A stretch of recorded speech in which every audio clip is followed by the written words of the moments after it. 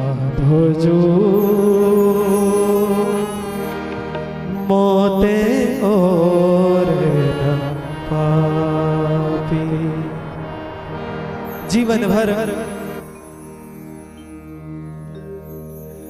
केवल कामी विवश कामनियों के संग अपने जीवन का यापन किया, कोई शुभ कर्म नहीं किया। प्रभु आपने अधम से अधम को तारा, जिनकी गति को मैंने नापा। हे नाथ मेरा कल्याण करो। जब भाव से कृष्ण कहकर नारायण कहकर पुकारा तो जहां यम के गण खड़े हैं वहीं भगवान के गण आ गए अजामिल की रक्षा को करने के लिए। प्रेम से कह दो, ठंड ज्यादा लग रही है। थोड़ा जोर से कह दो, थोड़ा और जोर से कह दो। भगवान ने अजामिल पर कृपा की। कल की कथा में आपने सुना माता दीति के गर्भ से दो पुत्रों ने जन्म लिया, हिरण्याक्ष हिरण्यकश्यप। हिरण्याक्ष का उद्धार कल भगवान ने 12 अवतार लेकर किया और आज हिरण्यकश्यप जो कहां चले गए थे तप कर कर, हिरण्यकश्यप का भी भगवान ने कल्याण किया। बड़ी तपस्या करके हिरण्यकश्यप आए थे, घोर तपस्या करके आए और वरदान लेकर आए नारायण से, मुझे वरदान दो। ब्रह्मदेव से वरदान लिया, ना मैं धरती में मरूं ना आकाश, ना घर के भीतर मारा जा सकूं ना घर के बाहर। ब्रह्मदेव की बनाई हुई सृष्टि में मैं किसी से मारा ना जा सकूं। वर्ष के 12 महीने में मेरी मृत्यु ना हो, न किसी अस्त्र से मरूं न शस्त्र से, कोई मेरी मृत्यु ना कर सके। जब वरदान लेकर के आया तो आकर के देखा कि कयाधु ने एक पुत्र को, एक बालक को जन्म दिया है। नाम है, क्या नाम है? प्रहलाद।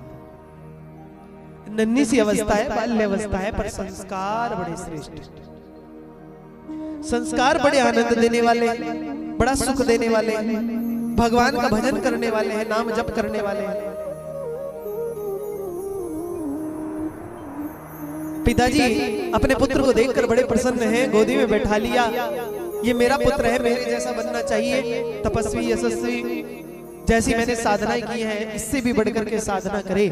इसलिए हिरण्यकश्यप ने गुरु द्रोणाचार्य को बुलाया और गुरु द्रोणाचार्य आज गुरु शुक्राचार्य जी महाराज को बुलाया। और जब शुक्राचार्य जी महाराज आए तो अकेले नहीं आए, अपने साथ 2 शिष्यों को लेकर के आए, शर्ण और अमर्क।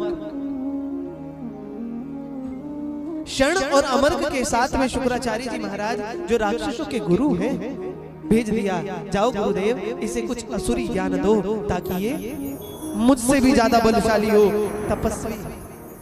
देखो महाराज, बाल्य अवस्था में जो संस्कार बच्चों में आ गया ना, बड़ा होने के बाद वो मिटने वाला नहीं। यहाँ जो बालक आकर के भले ही क्रीड़ा कर रहे हो, खेल रहे हो, परंतु संस्कार क्या आ गया है? कथा में जाने का। प्रेम से बोलो, जोर से बोलो। हिरण्यकश्यप ने चिंतन किया कि मेरा बालक असुरी प्रवृत्ति का बने। 1 वर्ष तक शिक्षा लेकर के आया। पिताजी ने पूछा, पुत्र तुमने बड़ी सुंदर शिक्षा लेकर के आए हो, क्या क्या सीखा? श्रवणम कीर्तनम विष्णु। पिताजी मैंने तो ये सीखा है कि यदि सुनना हो तो केवल भगवान का नाम सुनो, मुख से गाना हो तो भगवान का नाम गाओ, और यदि सेवा करने का अवसर मिले तो नारायण के श्री चरण कमलों की सेवा करने का परम अवसर मिल जाए। इतना कहा तो हिरण्यकश्यप को क्रोध आ गया। अरे बालक, मेरा पुत्र होकर के तू उस नारायण का नाम लेता है जिसने मेरे भाई का वध किया, और मैं बड़ी तपस्या करके आया उससे बदला लेने के लिए, आज तू उस नारायण का नाम ले रहा है। ऐसे पुत्र की इच्छा नहीं है, जाओ ले जाओ इस बालक को और मृत्यु दंड दे दो। अनेकों बार, अनेकों उपाय, अनेकों प्रयत्न किए, हिरण्यकश्यपु ने उस नन्हे से बालक को मृत्यु देने के लिए। पर शास्त्र कहता है कि चाखो राखे साइया मार सके ना को, बाल न बांका कर सके जो जग वैरी हो। यदि रक्षक भगवान हो तो कोई बाल भी बांका नहीं कर सकता। बस विश्वास, संबंध और समर्पण। कभी पहाड़ से फेंक दिया, कभी अग्नि में जलाने का प्रयत्न किया, कारागार में डलवा दिया, तलवार से प्रहार किया, हाथी के नीचे कुचलवाने का प्रयत्न किया। जितने जितने प्रयत्न करता है भगवान सब में रक्षा कर देते हैं। जब परेशान हो गया तो आज चिंतन करने लगा, क्यों ना इस बालक को मैं अन्य बालकों में भेज देता हूं, क्योंकि जब ये उन बालकों में जाएगा तो वहां जाकर के असुरी ज्ञान जरूर सीख लेगा। क्योंकि संगति का जीवन में बड़ा महत्व है। जैसी संगत वैसी रही। कि कदली सीप भुजंग मुख बूंद एक गुणती, जैसी संगति राखिए तैसो ही फल दी। जब ओस की बूंद चलती है ना और वो आकर केले के पत्ते पर पड़ जावे तो वह कपूर बन जाती है। वही बूंद आकर के किसी सीप में गिर जावे तो मोती बन जाती है। और वही बूंद यदि किसी सर्प के मुख में गिर जावे तो विष बन जाता है। बूंद एक गुण तीन, जहां जहां जैसी जैसी जगह बैठी वैसे गुण आ गए। क्यों ना इस बालक को असुरी बालकों में भेजूं। असुरी बालकों में भेज दिया तो उन असुरी बालकों में भी अपनी संगति का, उनकी संगति का असर नहीं पड़ा। बालक कहने लगे, अरे प्रहलाद, तुम्हारे पिताजी इतना कष्ट देते हैं, हमें बड़ा दुख होता है, आओ ना हमारे साथ खेलो। प्रहलाद जी कहने लगे, अवश्य खेलूंगा, पर वो खेल जो मैं कहूंगा। ठीक है, बताओ क्या खेल है।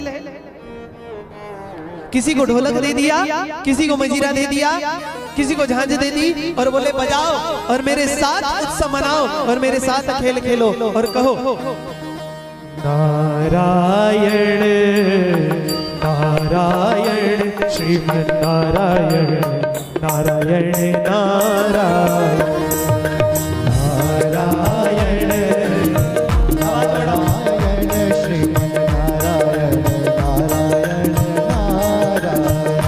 बोलो नारायण नारायण श्रीमन नारायण नारायण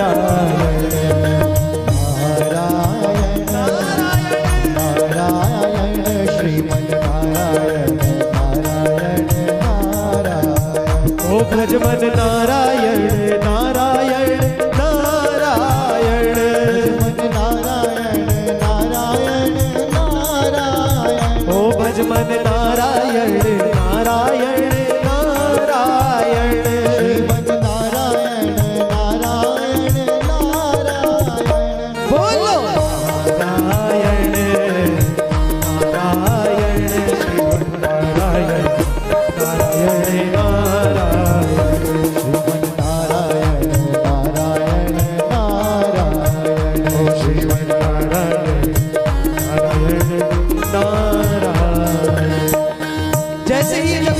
चल रहा है ना। तो कीर्तन चलते चलते शुक्राचार्य जी महाराज ने सुना, कौन है जो इस कीर्तन को कर रहा है। शरण और अमर को भेज दिया, जाओ और जाकर के ये कीर्तन मत कराओ, ये कीर्तन नहीं होना चाहिए। शरण और अमर का आकर के जैसे ही देखा कीर्तन चल रहा है, स्पर्श किया प्रहलाद जी का। अरे रोको, तो ऐसा और पड़ा, भूल गए हम यहाँ क्या करने आए। दोनों भुजाएं उठा ली, उछलने लगे, गाने लगे, नाचने लगे। ओ लक्ष्मी नारायण नारायण नारायण लक्ष्मी नारायण नारायण नारायण। ओ लक्ष्मी नारायण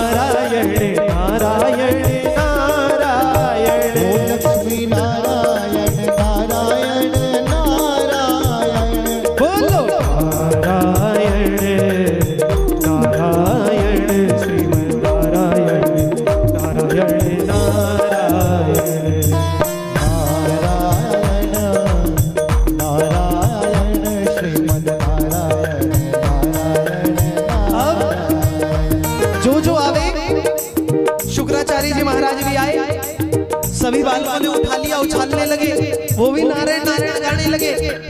बहुत दिन बीत गए, यही कीर्तन चल रहा है, ऐसा और बन गया सबके मुख पे एक ही नाम, बोलिए नारायण भगवान की।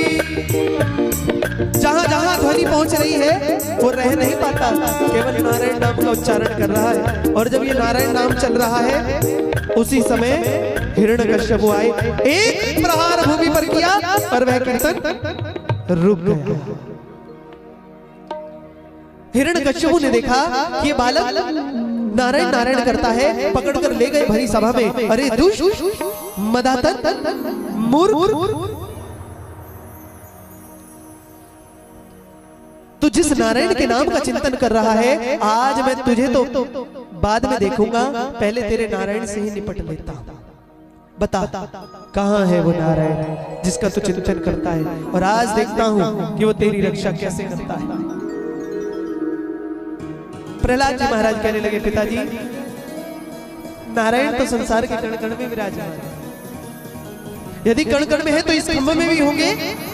हाँ पिताजी, इस खंभ में भी मेरे नारायण है। आज मैं इस खंभ को तोड़ देता हूँ, देखता हूँ यदि इसमें तेरे नारायण ना हुए तो मैं ही तुम्हें मृत्यु दंड दूंगा, और संसार में ऐसा पहला पिता होगा जो अपने पुत्र को अपने हाथों से मृत्यु दंड देगा। तोड़े और जाकर के जैसे ही उस खंभ की ओर एक प्रहार किया, तो आज भगवान अपने भक्त की रक्षा को करने के लिए, लाज को रखने के लिए उस खंभ को फाड़कर नरसिंह भगवान के रूप में प्रकट हो गए। बोलिए नरसिंह भगवान की।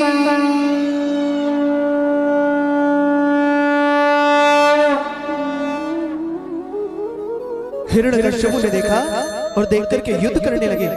नरसिंह भगवान से युद्ध चला, युद्ध चलते चलते गौधूली का समय हो गया, और गौधूली के समय में भगवान ने हिरण्यकश्यप को पकड़ा और पकड़ करके उठाया, अपनी जंघा पर लिटा लिया और कहने लगे, हिरण्यकश्यप आज तुम एक एक वरदान को याद कर लो। हिरण्यकश्यप कहने लगा, मुझे कोई मार नहीं सकता, मुझे ऐसे ऐसे वरदान मिले हैं, मुझे मृत्यु प्राप्त नहीं हो सकती, मैंने ब्रह्मदेव से वरदान लिया है। हिरण्यकश्यप आज मैं तुम्हारे एक एक वरदान को पूर्ण करने आया हूँ। तुम्हें वरदान मिला है कि तुम्हारी मृत्यु न घर के भीतर होगी न घर के बाहर। तो देखो, न तुम घर के भीतर हो न बाहर हो, इस समय तुम चौखट पर हो, दहलीज पर हो। जब देखा कि मैं दहलीज पर हूं, तुम्हें वरदान मिला है, ना तुम्हारी मृत्यु धरती में होगी ना आकाश में, तो देखो आज तुम मेरी जगह पर लेटे हो, मेरी गोद में हो। हिरण्यकश्यप कहने लगे, फिर भी मेरी मृत्यु नहीं होगी क्योंकि मुझे वरदान मिला है, मैं ब्रह्मा की बनाई हुई सृष्टि में किसी से न मारा जा सकूं। नरसिंह भगवान कहने लगे, ब्रह्मा ने हमें नहीं बनाया, हमारे नाभि से एक कमल पुष्प प्रकट हुआ जिस पर ब्रह्मदेव का प्रादुर्भाव हुआ, अर्थात ब्रह्मा हमसे है। फिर भी नहीं मार सकते क्योंकि मुझे वरदान मिला है, ना मैं किसी मनुष्य से मरूं ना किसी पशु से। देख लो मेरे स्वरूप को, आज मैं न मनुष्य हूं न कोई पशु, ये नरसिंह अवतार, मैं नर और सिंह दोनों ही स्वरूप में प्रकट हुआ हूं। आज ये अवतार तुम्हारे लिए लिया है, फिर भी मेरी मृत्यु नहीं होगी। मुझे वरदान मिला है कि मैं वर्ष के 12 महीने में न मरूं।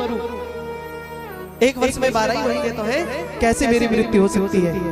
भगवान कहने लगे, जब हम वर्ष के 12 महीने बना सकते हैं तो क्या 13वां महीना नहीं बना सकते? ये पुरुषोत्तम मास तुम्हारे लिए बनाया है, फिर भी मेरी मृत्यु नहीं होगी क्योंकि मुझे वरदान मिला है